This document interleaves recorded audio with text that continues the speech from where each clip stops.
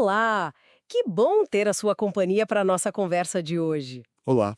Vamos mergulhar um pouco nas leituras da liturgia deste domingo. É o 12º do Tempo Comum, ano C. Isso. A ideia é, bom, tentar ver como essa palavra tão antiga pode, sabe, iluminar a nossa vida, os nossos desafios de hoje. Achar um norte, uma inspiração para a nossa caminhada de fé. Exatamente. E, olha, as leituras nos dão um caminho bem interessante para essa reflexão, né? São como três eixos. Quais seriam? Primeiro, com Zacarias, a gente vai falar sobre aquele olhar para Cristo, um olhar que mexe com a gente, purifica. Depois, ahn, Paulo aos Gálatas nos ajuda a pensar sobre quem a gente é em Cristo, sabe? Uma identidade que une todo mundo. Hum. E por fim, com Lucas, vem aquele chamado de Jesus, forte, exigente, mas libertador. O chamado para seguir ele, né, pegando a nossa cruz de cada dia. Puxa, parece uma jornada profunda mesmo. Então, vamos começar por aí, por esse olhar que o Zacarias fala. Vamos lá. Ele descreve Deus derramando um espírito de graça, de súplica, e isso faz o povo olhar para aquele que transpassaram. É um olhar que gera lamento, mas um lamento que leva à conversão, né? E tem a promessa de uma fonte para purificar. É isso. E o ponto-chave aqui, eu acho, é que olhar para Cristo na cruz não é para ficar só na tristeza ou na culpa que paralisa a gente, sabe? Certo. É mais um despertar, um clique.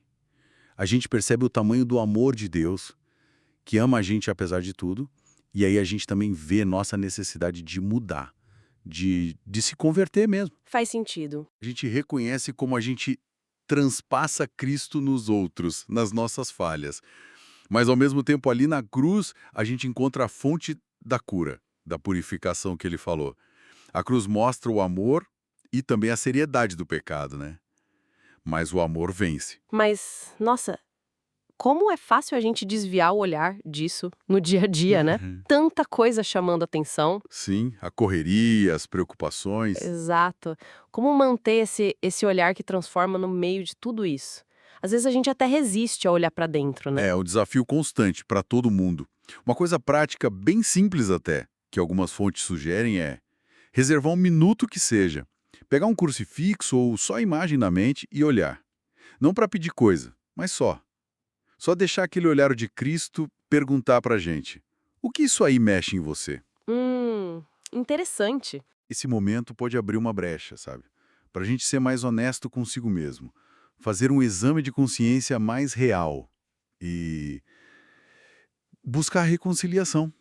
Buscar essa purificação que ele oferece de graça. Esse olhar que purifica e transforma me leva direto para a segunda leitura de Paulo aos Gálatas, porque depois desse encontro, quem a gente se torna, né?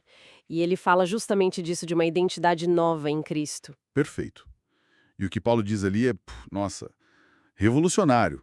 Para a época e para hoje também. Ele fala, em Cristo, essas barreiras que a gente cria, judeu ou grego, escravo ou livre, homem ou mulher, elas perdem o poder de dividir, de discriminar. Isso é muito forte. Muito.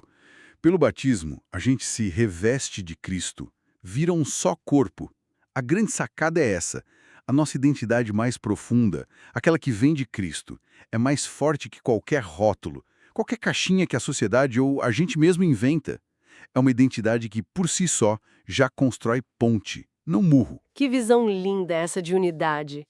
Mas, sendo bem sincera, quando a gente olha para o mundo, e às vezes até para dentro da gente, das nossas comunidades, as divisões parecem gritar mais alto, né? É a tensão, né? A gente vive nela. Como diminuir essa distância entre o que a gente acredita e o que a gente vive, essa realidade meio fraturada? Essa unidade em Cristo não é mágica, né? Não apaga as diferenças, que são parte da beleza da criação. Mas ela chama a gente a ir além delas, a transcender. Desafia o preconceito, aquela mania de criar o nós e eles. Sim, a gente faz isso o tempo todo. Pois é. E um passo prático, talvez essa semana, pensar em alguém com quem a gente tem alguma dificuldade. Por causa de opinião, de origem, do jeito de ser. E fazer um gesto, mínimo que seja. Um cumprimento mais presente, uma palavra gentil. É um jeito de reconhecer, puxa, ali também está Cristo. É um irmão, uma irmã. Reconhecer Cristo no outro. E isso conecta total com o Evangelho de Lucas, né? Quando Jesus faz a pergunta, aquela sobre quem ele é. Exato. É um momento crucial ali no Evangelho. Jesus primeiro quer saber o que o povo anda dizendo dele. Aí ele vira para os discípulos, tá, mas e vocês? Para vocês, quem eu sou? E Pedro responde na lata, né? O Cristo de Deus. Isso.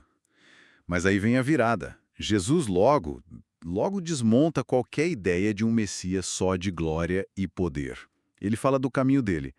Sofrimento, ser rejeitado, morrer e ressuscitar. E aí vem o convite para a gente, olha, se alguém quer vir comigo, tem que renunciar a si mesmo, pegar a sua cruz, cada dia, e me seguir. Esse tomar a cruz cada dia soa tão pesado, né? Confesso que assusta um pouco. É, pode assustar. Mas não é para entender como, sei lá, buscar sofrimento de propósito, um masoquismo. Não é isso. Então, o que seria? A chave é que seguir Jesus tem consequências no mundo real. Tomar a cruz, viver o que o Evangelho ensina, amor, justiça, verdade, perdão, num mundo que, muitas vezes, está indo na direção contrária. Entendi. Implica abrir mão do nosso egoísmo, sabe? Daquela busca sem fim por poder, por status, por segurança a qualquer preço. E o paradoxo que Jesus coloca é genial. Quem tenta se agarrar nessa vida centrada no ego acaba perdendo o sentido dela. Mas quem perde essa vida por causa dele e do Evangelho, essa pessoa encontra a vida de verdade. A vida plena, livre. Então, aquela pergunta de Jesus, quem vocês dizem que eu sou, não ficou lá atrás com Pedro. Ela volta pra gente hoje. O tempo todo, né? Nas escolhas que a gente faz, Exatamente. como a gente lida com dinheiro, como trata quem pensa diferente, como usa o tempo. Precisamente. Cada situação é um convite para a gente responder, não só com palavras, mas com a vida. Uma sugestão prática, talvez? Escolher uma situação concreta nesta semana. Uma daquelas em que agir segundo o Evangelho dá um frio na barriga, sabe? Sei bem. Pode ser perdoar alguém que magoou a gente, defender quem está sofrendo injustiça, dedicar um tempo para quem precisa, e aí tomar uma decisão Hum, consciente, hum. inspirada em Jesus. Mesmo que isso custe alguma coisa para o nosso conforto, para o nosso ego. Fazendo um resumo rápido da nossa conversa, a gente começou com esse olhar para Cristo, um olhar que converte. Uhum. Passou por reconhecer quem a gente é nele, filhos amados, irmãos uns dos outros, superando as diferenças. Isso. E chegamos nesse compromisso de seguir Jesus na vida real, no dia a dia, assumindo o que isso significa. Perfeito. A fé cristã não é teoria, né? Não fica na nuvem. Ela nasce desse olhar, dessa contemplação, se alimenta na comunhão com os irmãos e se mostra no serviço, no compromisso diário. A tal cruz de cada dia é, no fundo, a coragem de escolher o amor, a verdade, a justiça, mesmo quando é mais fácil fazer o contrário. E é aí que a gente descobre que perder a vida por Jesus é, na verdade, achar a vida de verdade, aquela que liberta. E fica então essa provocação para a gente levar para a semana, né? Qual seria? Como a minha resposta, bem pessoal, à pergunta quem é Jesus para mim, como essa resposta pode de verdade mudar minhas prioridades, minhas ações nos próximos dias. Esperamos que essa nossa reflexão tenha ajudado de alguma forma. Se você gostou, que tal curtir o material? E pode deixar seu comentário também contando como essas ideias tocaram você. Vai ser ótimo ler. Muito obrigada pela companhia e até a próxima. Até a próxima.